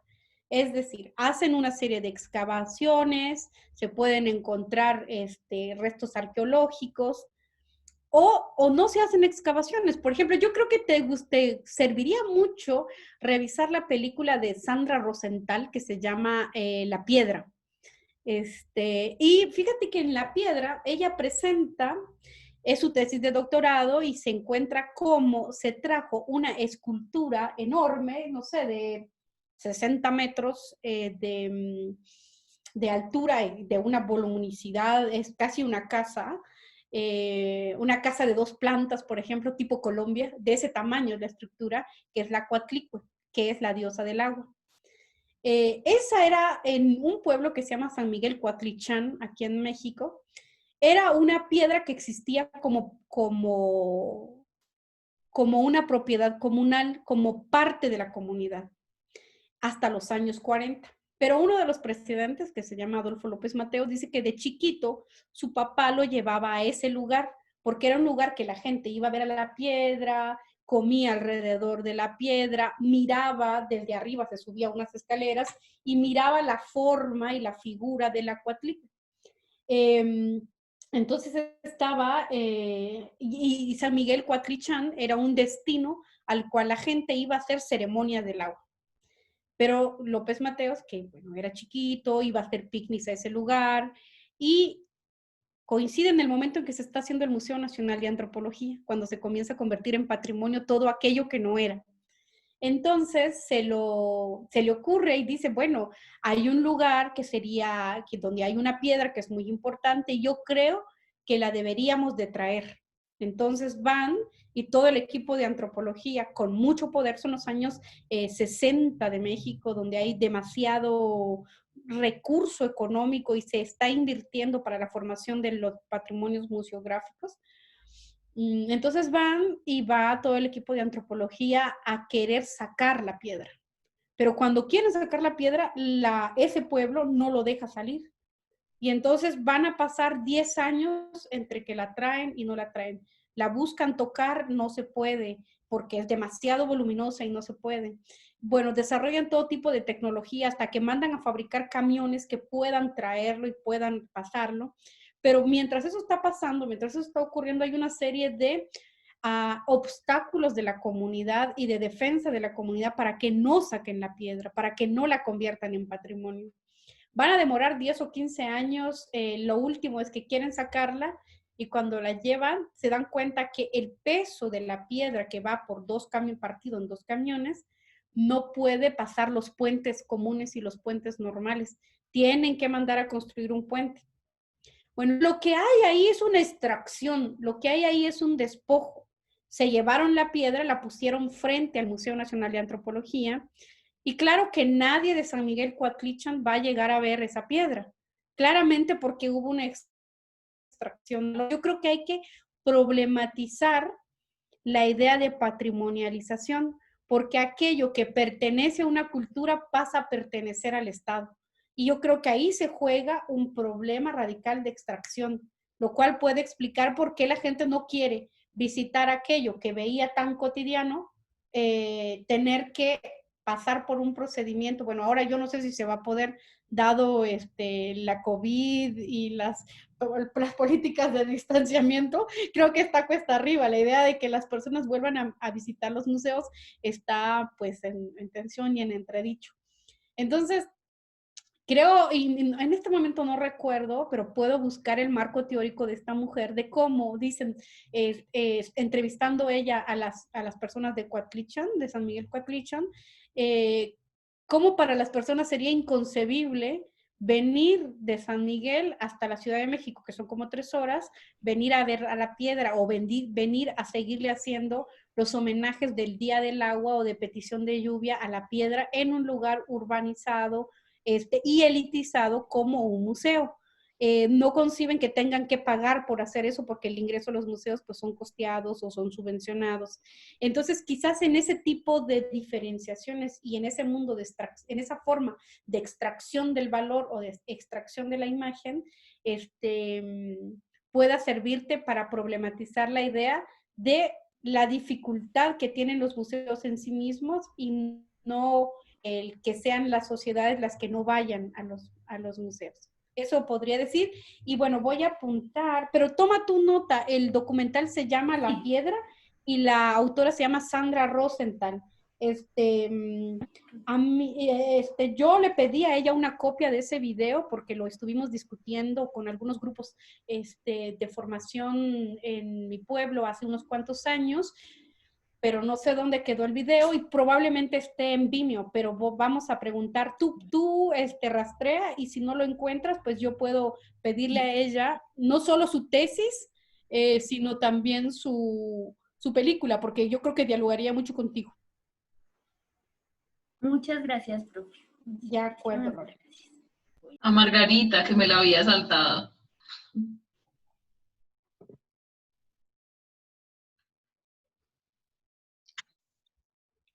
Laura siempre me ignora. Buenos días, ¿qué tal todos? Bueno, profesora, más que preguntas, pues quería como hacer un par de observaciones sobre lo que me deja el texto, sobre el asunto de lo metodológico, ¿sí? En la mirada que le doy allí, rescato dos situaciones o 2 reflexiones de orden metodológico que me parece que es importante tenerlas presentes, y una de ellas es cuando la autora hace el llamado a investigar sobre lo conocido, a no ser ajenos a, ¿sí? Digamos que si uno va a intervenir en una comunidad o digamos en una cultura en específico, es importante esa mirada desde el que pertenece a esa comunidad. Eso no implicaría entonces que como investigador tengamos que ser ajenos o no nos podamos inquietar por esas culturas que no son conocidas para nosotros, sino buscar de pronto esas alianzas o esos coinvestigadores que sí pertenecen a, porque me parece importante y es ese llamado que hace a que estamos construyendo una historia o estamos dando unos nuevos conocimientos sobre comunidades en específico que son miradas externas, ¿sí? Entonces es importante también conocer esa mirada interna. Entonces desde lo metodológico, esa parte pues como que me hizo reflexionar. Y el otro asunto es cuando ella habla de esa diferencia entre la antropología visual y la sociología de la imagen, que me parece muy importante para las investigaciones históricas o historiográficas, que siempre la mirada está como en las narrativas orales o está centrada en los documentos, y aquí pues ella tuvo la fortuna, digamos, del caso en Bolivia, que encontró este artista, María Mercado, que tuvo la fortuna de que él estaba dibujando o estaba haciendo gráficos o láminas sobre las realidades de ese momento en Bolivia. Digamos que no ocurre siempre en todos los contextos, pero sí es el llamado a también atender la imagen, ¿cierto? Lo que la imagen nos quiere narrar, lo que las imágenes están contando sobre las realidades. No centrarnos tanto siempre, cuando estamos en el orden de lo metodológico en una investigación, a la búsqueda de los documentos escritos o de los testimonios, sino también concentrarnos un poco en qué es lo que las imágenes están diciendo sobre esas realidades en las cuales fueron creadas. Entonces, pues eso es como el asunto que más me llamó la atención sobre el texto, es el llamado a lo metodológico. Muchas gracias, Margarita. Yo creo que gracias por traer a colación ahora. Yo estaba esperando quién iba a traer a Melchor María Mercado y lo que está dibujando y lo que está pintando. Si quieren, al final podemos revisar las imágenes y la interpretación que ella le concede a las imágenes. Pero lo que a mí me llamó muchísimo la atención es que este pintor es de un pueblo que se llama Santa María Chuquisaca, que es un pueblo perdido en los Andes, lo cual nos ayuda a mostrar y a hacer el ejercicio de no pensar la producción intelectual o el arte únicamente en el mundo metropolitano, que digamos es propio del pensamiento y de la cabeza latinoamericana. Digamos, encontramos los grandes centros del arte como Buenos Aires, Ciudad de México, Bogotá, digamos, son como 3 lugares, bueno, Sao Paulo, son como los 4 lugares o los 4 circuitos no sé para Bogotá, pero por lo menos Sao Paulo, Buenos Aires y Ciudad de México son como metrópolis donde las bienales del arte están siempre circulando, pero no hay una observación de la producción del mundo potente del arte en pueblos chiquitos. Digamos, es una comuna chica, Santa María Chuquisaca, y desde ese lugar estaba Melchor María Mercado dibujando, y hay un momento donde él dice, bueno, hay un dibujo de cuando se está construyendo la iglesia y se quiere presentar la magnificencia de la iglesia, que es un plano muy conocido en el mundo colonial. Las pinturas coloniales magnifican la arquitectura colonial que se está construyendo. Y él dice, bueno, ella dice, bueno, sí está pintando, pero en realidad la magnificencia son de las montañas y de las quebradas, y la iglesia termina siendo un objeto pequeño incrustado y no queda, dice, no, se encuentra disonante la imagen entre las grandes e imponentes montañas y una iglesia que se está construyendo que ve que no coincide con el contexto. Entonces hay una elaboración del mundo de la imagen a finales de 1800 y 1930 en un lugar que no es la metrópoli. Yo creo que dibujar la Catedral de Lima o la Catedral del Potosí hubiese sido trazado por otro tipo de imagen cuando el ojo está entrenado a la magnificencia o a poner el énfasis en la estructura y en la construcción colonial. A mí también me llamó mucho la atención y de hecho yo titulé un artículo con ese nombre de Poner el mundo al revés, que es esta pintura de cómo los animales, cómo los humanos aran la tierra con animales, y él dice poner el mundo al revés significaría que los animales dirigieran las máquinas para que los humanos araran la tierra. Ya para 1920 es una imagen muy anticipadora de todos los reclamos que hoy día están habiendo con respecto a el cambio climático, la explotación indebida de la tierra. Entonces, vean que claramente él está dibujando eso porque es el momento en el cual los animales están entrando a formar parte de la fuerza de trabajo para la producción y para el arado.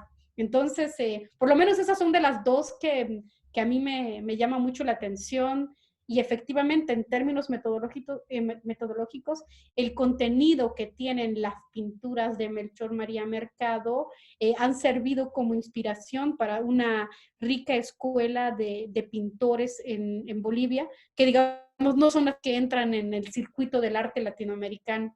Entonces, muchísimas gracias por traer ese elemento acá. ¿Qué trabaja usted, Margarita?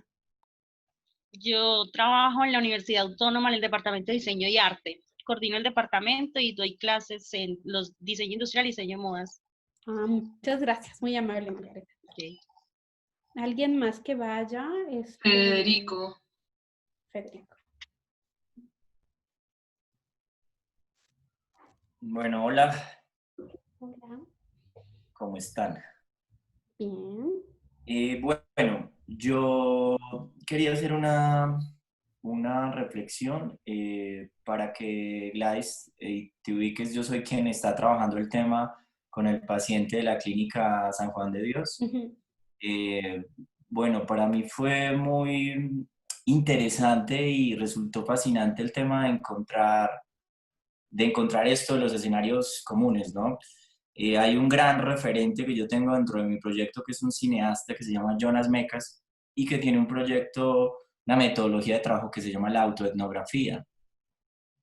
Y plantearse el ejercicio de lo autoetnográfico en relación a una mujer tan potente como Silvia, que incluso ya saliéndome un poco del tema, era una mujer que nosotros queríamos traer a Manizales el año pasado para la Feria Internacional de Cine. Estuvimos rastreándola, intentando, pero sé que ella es muy ya de su nido y como que de ahí le interesa salir poco. Entonces fue muy bello esto de encontrar esta lectura en este seminario, encontrar cuando empiezo a hacer el acercamiento al texto, encontrar este punto de esta cercanía vital con lo que yo traigo un poco dentro del proyecto y con lo que plantea Silvia de esta necesidad también de construir escenarios vinculantes. Ella habla de las alegorías, por ejemplo, y siento que es como ese lugar común que yo he llamado como poetizar la enfermedad, como metaforizar la enfermedad, en este caso la locura. La reflexión que hace Silvia sobre la alegoría y en esas lógicas de la alegoría que incluso cita a Walter Benjamin y cita a Foucault, hay también otros puntos de encuentro con Foucault que es como las heterotopías, que ahora lo mencionabas, y el desarrollo que le hace la heterotopía, y ese escenario tan estratégico y tan fundante para reflexionar sobre este tema. Entonces, yo lo que vengo planteando y la reflexión que quería hacer tenía que ver incluso para recurrir al dialecto y a la cosmogonía indígena, era el tejido. O sea, lo que yo me estoy planteando como investigador, como creador, es una especie de tejido vinculante con el paciente. Y en esa construcción de ese tejido, que me parece tan bella la metáfora del tejido de palabra al que convocan las comunidades siempre, vamos a tejer palabra, esta especie de encuentro desde la palabra es muy metafóricamente lo que yo me vengo planteando con el paciente. Y de ahí mi intención de plantear un doble rol, o sea, hasta qué punto él es el paciente creador y yo también soy paciente creador investigador. O sea, aquí hay una intención más que desde mirar desde el afuera es un escenario de encuentro en un nivel de compartir, en una sensibilidad compartida, en un hacer creativo compartido, en una lógica que podríamos llamar como una creación colectiva. Y en ese escenario me parece fundamental el concepto de la sociología de la imagen, porque es absolutamente eso, un poco. O sea, desde un principio, cuando yo planteé el proyecto de investigación, pues muchos profesores me decían, es un proyecto difícil porque lo mejor que podría pasar acá es que tú estuvieras loco. y desde ahí podrías hacer una reflexión mucho más cercana. Yo dije, bueno, pues esa no es mi realidad, pero sí puedo tratar de construir precisamente desde esa atención personal, que es indagar sobre ti mismo, o sea, como recabar y como recorrerte a ti como geografía y como camino y como vacío y como fantasma, cómo desde ahí se construye ese escenario común con, en este caso, el paciente de la Clínica San Juan de Dios. Y lo que ha ido surgiendo en ese tejido y en esa construcción de cercanías es precisamente eso, o sea, una cantidad de lugares comunes muy mágicos que nos ponen en un estado de imaginación. Y ahí vuelvo a la figura de Foucault del barco. Él dice que el barco es el escenario heterotópico por excelencia, porque es un escenario para la imaginación absoluta. Entonces yo recurro mucho a las metáforas y al juego poético y me ha servido mucho por eso, porque siempre hay como una creación de un nuevo lenguaje, de un lenguaje de encuentros. Entonces, de ahí que me pareció bastante bello haber encontrado estas innumerables cercanías entre Fusicanqui y muchos de los temas en los que yo vengo trabajando. Mira, interesantísimo también digamos, el jale o, digamos, la atención que uno puede hacer de los textos y que efectivamente creo que este texto da para que cada quien lleve agua para su cosecha porque puede dialogarlo y distinguirlo. No sé si estás enterado, bueno, en el texto ella menciona que ella escribió 3 guiones de cine. Sí. Estuvo muy cerca de San Ginés.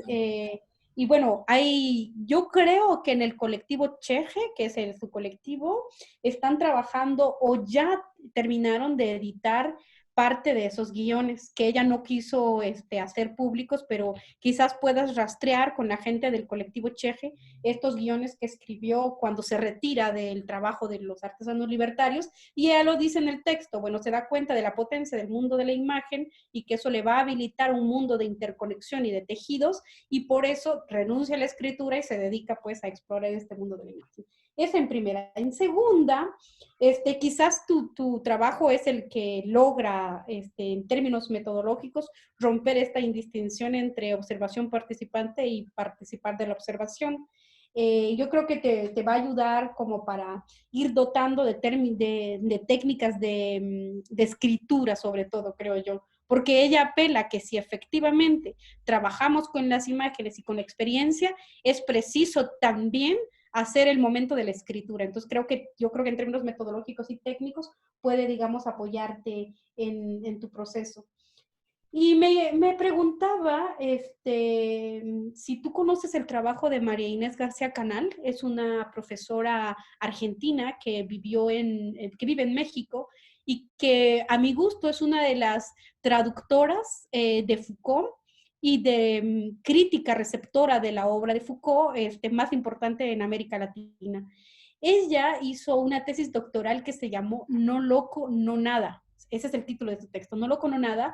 Y ella examina la presencia y la instalación de los manicomios, de las instancias psiquiátricas en América Latina, como también símbolo de la modernidad. Digamos, siempre estamos pensando en la modernidad con otro tipo de instituciones, pero no con la institución médica y psiquiátrica. Entonces ella desarrolla una serie de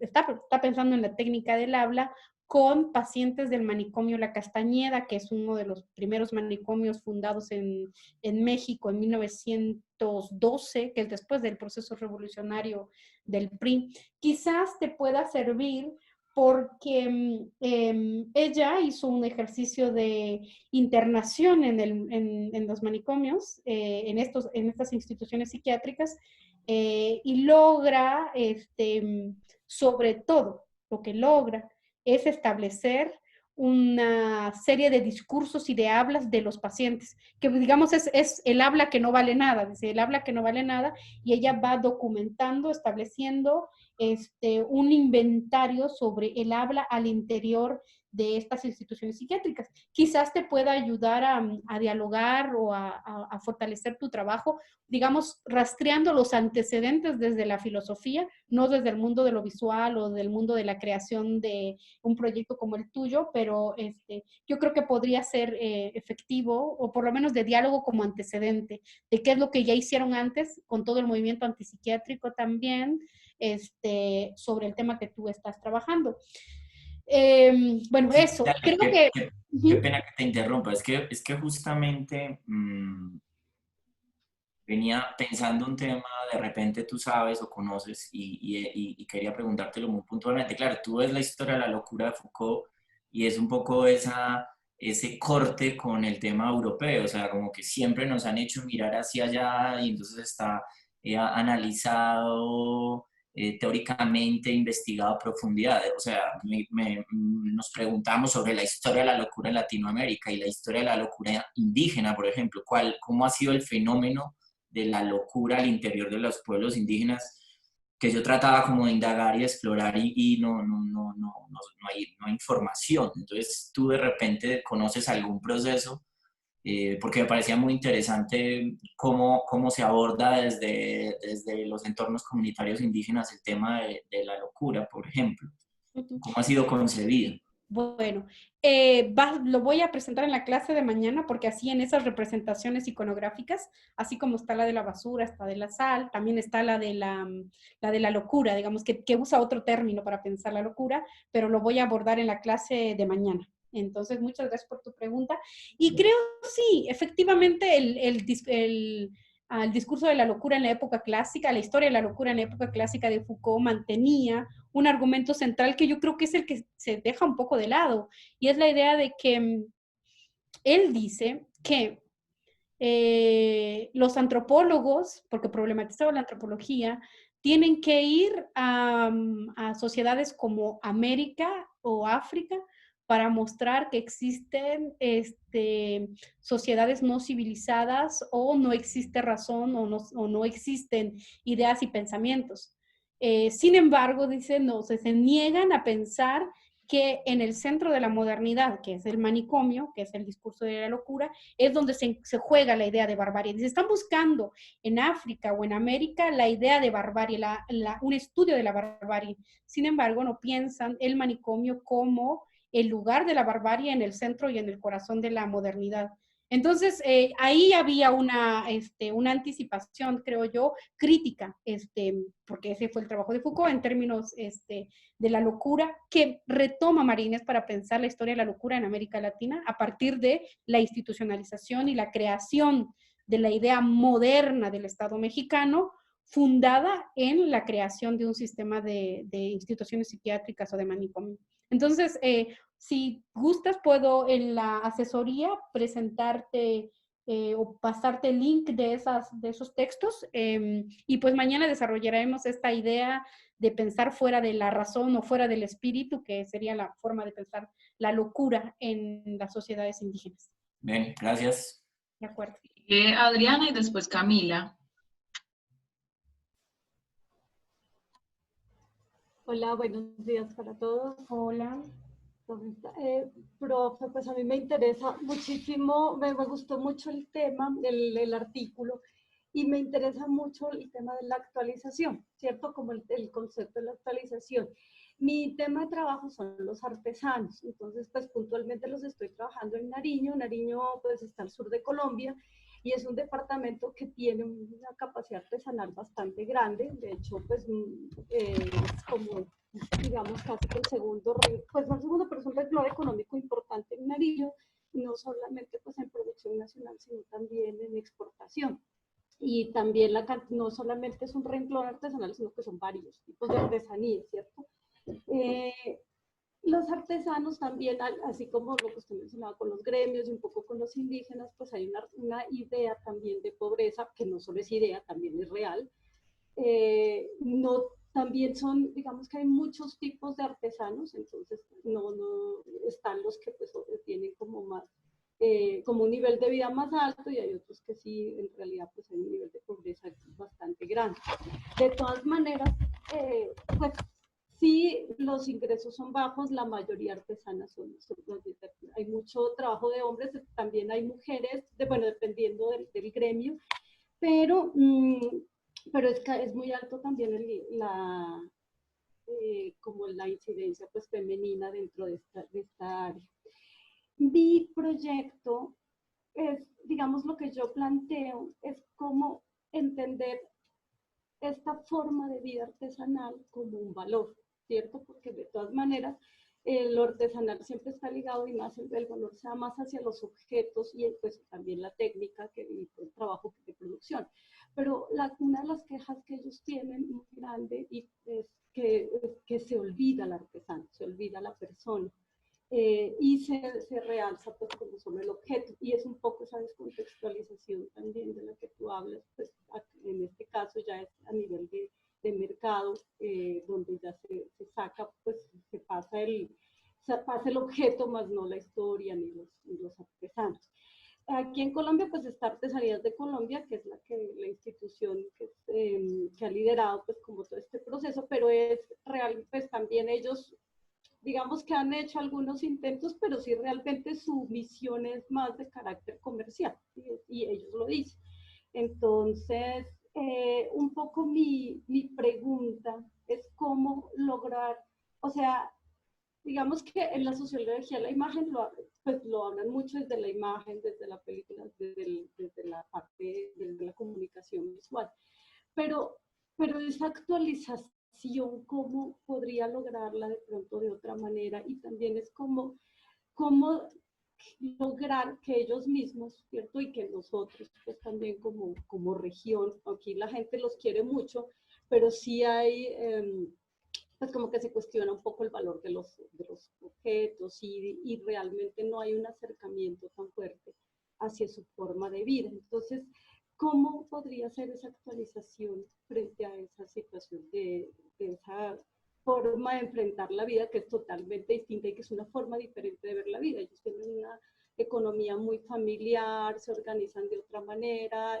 sus talleres no han cambiado en mucho tiempo y aún así pues siguen siendo económicamente productivos y les sigue interesando pues su trabajo y la tradición y transmitir su conocimiento.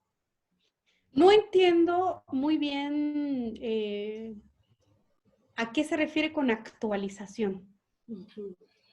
Bueno, el reto que yo tengo también es desde pues desde como un poco el compromiso que yo tengo con lo de la beca, es que este tema está ligado a empresas innovadoras, ¿cierto? Entonces la idea de un poco mi planteamiento es cómo vincular esos intangibles, ese capital humano, a esos procesos innovadores. Entonces, en ese sentido, digamos, pues yo cuando miraba el texto veía esa idea de actualizar, ¿cierto?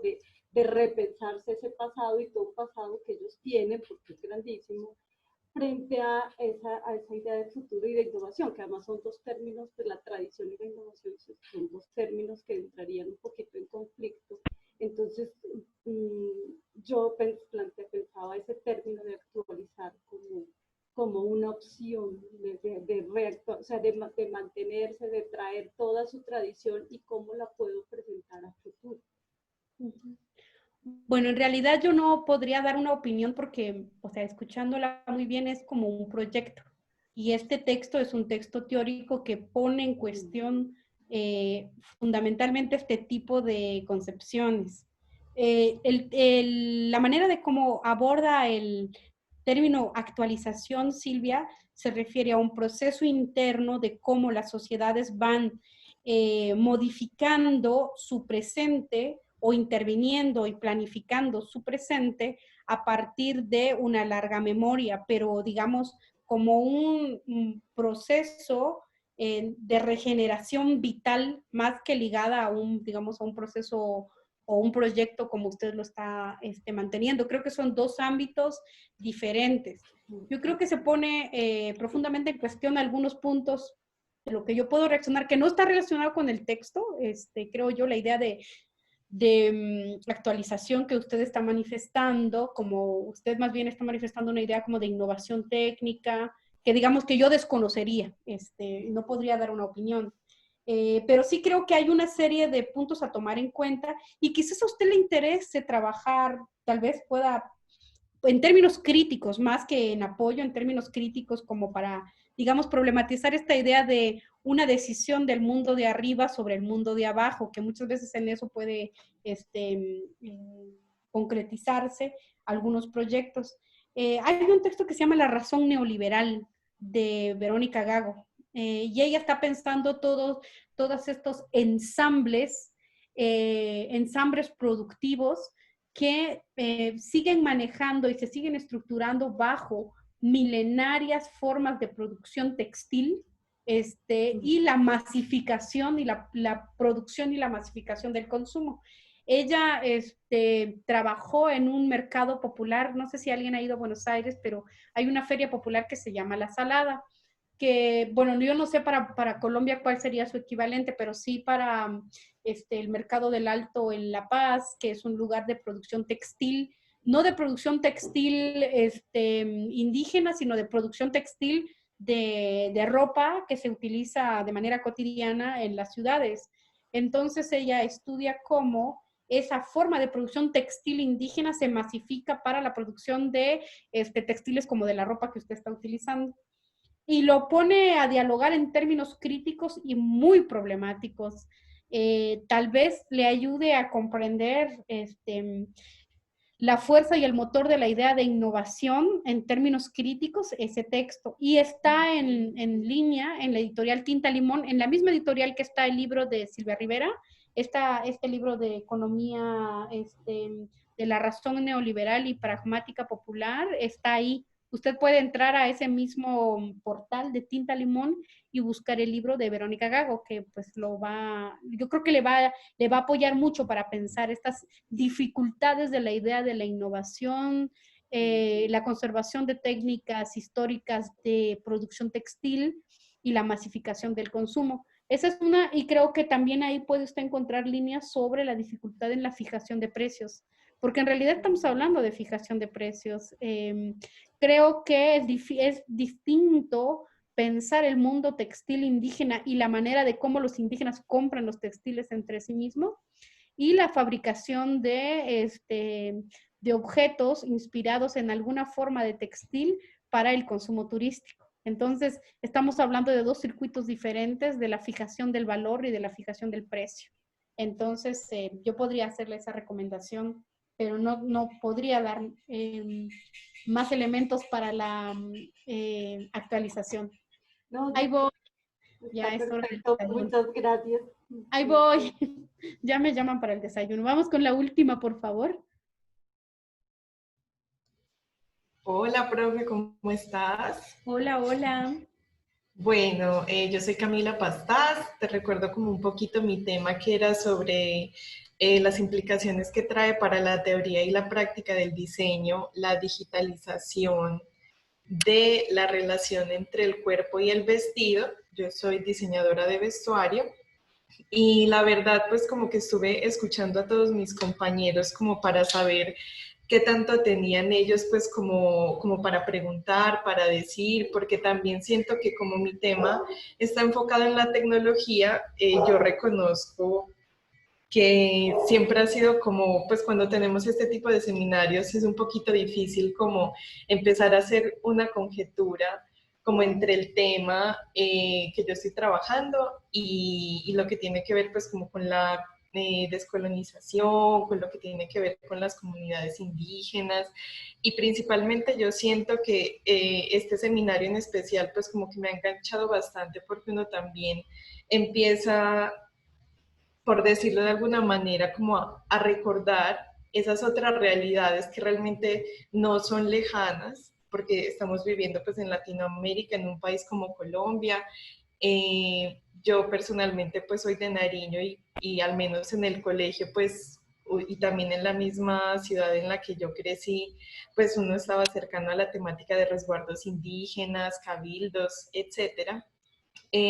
Al traerlo a mi tema, como que en el primer día encontré mucho conflicto porque siempre encuentro esa idea como de que todo lo que tiene que ver con la tradición y el origen siempre es muy opuesto a los temas que tienen que ver con la tecnología o con toda esta línea pues como de la revolución industrial. Yo estoy trabajando con el tema de la cuarta revolución industrial, entonces como que cuando escucho este tipo de temáticas como que me da, por decirlo así, como un poco de miedo hacer alguna intervención que de pronto, porque pues ya nos lo han dicho y en muy buenos términos, pues retomando un poquito lo que decía mi compañero Juan David, de que, y también me lo han dicho a mí, pues de que somos muy modernos, de que nuestro pensamiento es así, súper estructurado, y de que uno también pues como que tiene que ampliar las miradas a otros lugares. Me llamó muchísimo la atención la parte en la que se hablaba de la trama y el urdimbre. Aquí tengo el término, sino que no recuerdo cómo se pronuncia. El sarna, no me acuerdo bien, Sarnakawi. Y es el Sarnakawi, que habla de reproducir el trajín, y esto me hace pensar pues como también esta técnica, ¿cierto?, del hilado, de la tejeduría, en el caso del textil lo vuelve un elemento vinculante a la comunidad y a sus prácticas. Entonces, como también al transformar estas maneras del hacer, estas maneras de la técnica, también se está transformando este mismo artefacto. Entonces, también como al incluir nuevas metodologías, nuevas técnicas, que también era un poco lo que hablaba con la anterior intervención de la compañera Adriana, eso también hace un llamado, y yo siento que más que decir que esto está en contra de mi investigación, yo lo que acabo pues como de afianzar, por decirlo así un poco más, es como la pertinencia de hablar de ese tipo de temáticas, sobre todo en un país como lo es Colombia. Y hace unos días leía un texto, pues varios textos han tenido una frase que es muy recurrente, y es de que la tecnología no es neutra. Y estaba leyendo también alguien que decía de que la tecnología o los procesos tecnológicos involucran también en muchos casos la estandarización, pero esa estandarización también deja por fuera de pronto otras miradas. Entonces, de que, por ejemplo, los temas tecnológicos de pronto estén tratados casi que todo, sobre todo pues como con autores eurocentristas, cierto, que casi todos los textos se encuentren en inglés, también habla de la necesidad de tener también pues como investigaciones o trabajos que hablen desde otras realidades, y como también esa codificación o esos datos que se empiezan a hacer de personas que vienen de distintos lugares, por ejemplo Latinoamérica, Centroamérica, etcétera, también puede generar otras miradas respecto a esta temática, que pareciera que ya todo está dicho sobre eso, que ya se va es como para adelante, por decirlo de alguna manera, pero que no, de pronto pues no ha tenido como esas múltiples visiones, o sea, porque lo que yo siento que me deja sobre todo pues la lectura del texto, también pues la que nos enviaron en el correo del Popol Vuh, era eso, recordar como esas múltiples miradas, que no necesariamente todo era lineal, que yo siento que también con esta metodología eso es como el llamado, y me generó pues como una, no sé, como una desconexión muy chévere respecto a lo que venía pensando siempre, y que en mi tema ha sido muy recurrente, como que todo es lineal, todo es un poquito más seriado, pues a pesar de que sean pues como tecnologías nuevas y planteen pues como procesos diferentes, siempre he tenido pues como esa visión, y yo siento que esto ayuda como a ver esas múltiples realidades y la pertinencia que puede tener hacer un estudio situado sobre todo en el contexto en el que estamos. Sí, yo creo que esto sobre la teoría eurocentrada está pues muy... sin embargo, los textos de Rivera Cusicanqui, y por eso yo los cito y los utilizo, es que no hay un desconocimiento de la teoría eurocentrada, digamos, de nuevo. Se inaugura una nueva relación con esa teoría, pero no es un llamado al desconocimiento, sino a incorporar en el universo del conocimiento político universal o a la teoría hecha desde América Latina. Más allá de decir que, bueno, hay otras teorías, en realidad es la realidad latinoamericana. Lo que Rivera Cusicanqui nos está presentando no es un otro mundo, es el mundo existente y negado es diferente decir que es un otro mundo a decir que es un mundo negado, es un mundo ocultado. Y creo que ese es un gesto muy, muy importante de rescatar y de hacer énfasis en este texto de Cusicanqui. Esta discusión que usted está dando creo que podemos abordarla en la teoría, en la tutoría, porque digamos, el mundo cheje o la sociología de la imagen que presenta Cusicanqui, estamos hablando de Cusicanqui porque es el texto que estamos leyendo, pero hay varios textos más que están ahondando y discutiendo con respecto a la heterotopía, con respecto a la utopía, con respecto a los proyectos de realización de futuro, que digamos que no desdeñan del mundo tecnológico, y creo que lo podemos discutir con más centralidad en el momento de la tutoría, pero yo en este momento, colegas, voy a tener que dar por finalizado porque ya es el momento de desayunar, entonces yo creo que ustedes también tendrían que ir a desayunar. Así que nos vemos con el primer grupo que organizó Laura a las 13 horas para profundizar en la tutoría, y por favor mañana vamos a discutir el Popol Vuh. Así que les pido que le dediquen horas, y tal como le indiqué a Laura, yo mandé el prólogo, la introducción, que son una especie de vacuna previa a leer el Popol Vuh. El Popol Vuh ha sido muy mal leído por los problemas de traducción, entonces mandé un prólogo que es una vacuna para digamos, para poder disfrutarlo de manera más completa, o a como una especie de un poco de fidelidad real al relato original. Bueno, entonces nos vemos con un grupo a las 13 horas y nos vemos mañana a las 8 de la mañana para trabajar el Popol Vuh. Buen provecho y buen... Listo. Muchas gracias. gracias. Hasta luego. Gracias. Hasta luego. Muy bien. Estamos en el mismo enlace al grupo de la UNA. Gracias. ¿Podemos asistir a las asesorías individuales, Clau? Es que no son individuales, son como que están agrupados por temas. Ah, pero por igual horas. sí se puede asistir porque hay unos temas que son interesantes para estar, o solamente están los del grupo. Ah, pues si quieres estar, yo creo que, pues si los compañeros no tienen problema. Creo que puedes No, estar. metida. Laura, el enlace de las Problema asesorías de es ellas. este mismo. Laura, el enlace para El enlace de la UNA, sí. Los de la 1:40, que somos Cristina y yo, y las chicas del vestuario, incluyendo a Juan, tienen otro enlace, ya se los mando. Ah, listo. Gracias. O sea, Listo, Laura, muchas con gracias. este mismo nos conectamos a la 1, listo. Sí, Ah, señor. gracias. Gracias, Lau, por Gracias. todo. Vale.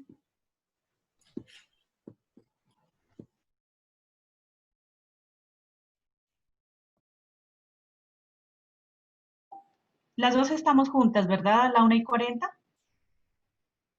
Sí, yo creo que podríamos darle un espaciecito de pronto de 10 minutos más al primer grupo, porque se unió Jaime Franco ahí, pero igual estamos a la 1:40.